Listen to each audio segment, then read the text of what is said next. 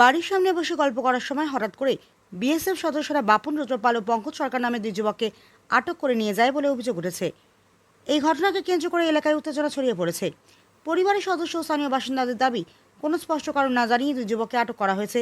তাদের অভিযোগ, সীমান্ত এলাকায় প্রকৃত পাচার চক্রের সঙ্গে জড়িতদের বিরুদ্ধে কঠোর ব্যবস্থা নেওয়ার পরিবর্তে সাধারণ মানুষকে হয়রানি করা হচ্ছে।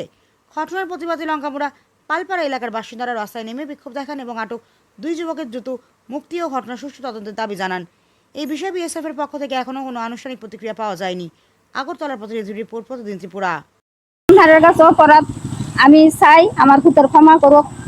তাইলে কিন্তু আমার বলতে পারি আমরা এটার মধ্যে বন লাগে ইয়া করার লাগে। তাহলে আমার ছেলে কাজ করে, স্টিলের কাম করে, ওইরা কোনো সংসার চালা। কতদিন আগে হে অ্যাক্সিডেন্ট, অত বড় দুঃখ হয়েছে ভাই। তো মনে করেন অনেক সময় হে একটা কইলে আরেকটা কত, অনেক সময় ব্রেনের মধ্যে সুদ আছে। তাইলে গর্ব যদি আমরা না হইতাম, আমরা কেমনে চলুন, কেমনে খামো, বাচ্চা কাচ্চা আমরা কই যাবো? এভাবে যদি তারা হয়রানি করে দিয়েছে, তারা ইয়া যারা তারই ইয়া করবো, তারই কুদাইবো, তারই বকবো, তারই কুব ব্যবসা করে, তাহলে এটা কোনো কথা? এটাই আপনার কাছে আবদ্ধ।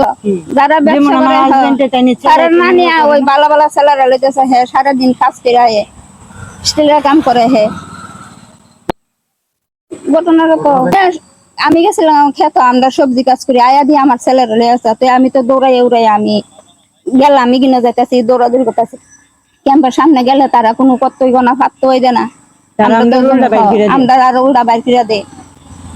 এদের তারা উল্টা আমরা আরো বাইর ফিরা দেয়। কারণ আমি তো আসিলাম না বাড়ি।